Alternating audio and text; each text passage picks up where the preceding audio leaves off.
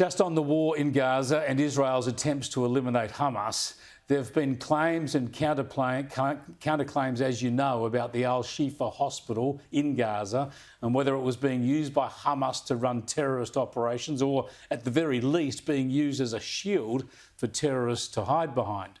Hamas, of course, denies all this. So I thought you might want to hear from a British doctor who spent 3 months working in Gaza, including at Shifa hospital. He's not named in this exchange to protect him, but he's speaking to an Australian, a former ABC Australia journalist, Iris Makler, crossing to French television. Have a listen. The main point was when I was first asked to work there, I was told there was a part of the hospital I was not to go near, and if I did, I'd be in danger of being shot. Shot? You mean actually shot with a gun? Yes. Was it explained to you why that was? No, but implicit was that it was being used for non-medical purposes. And did you see anything non-medical, or did you obey the instruction and stay away?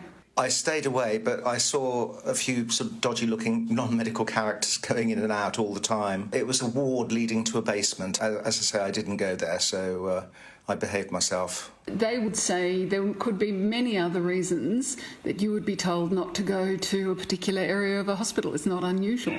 Well, I was welcome everywhere else, and as I say, the doctors and nurses there were very welcoming and very kind.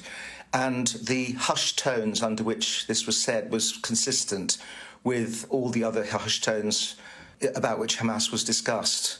You know, people were genuinely fearful. I cannot emphasise too much the air of collective paranoia that existed there.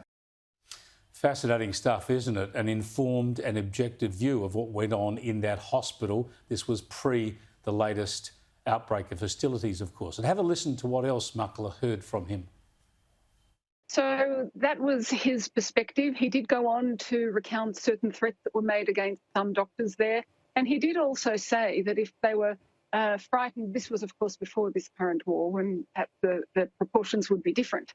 But he did go on to say that if they were 10% frightened of a possible Israeli airstrike, they were 90% frightened of getting onto the wrong side of Hamas. He really did describe an atmosphere of fear in the Gaza Strip generally, but in the hospital as well.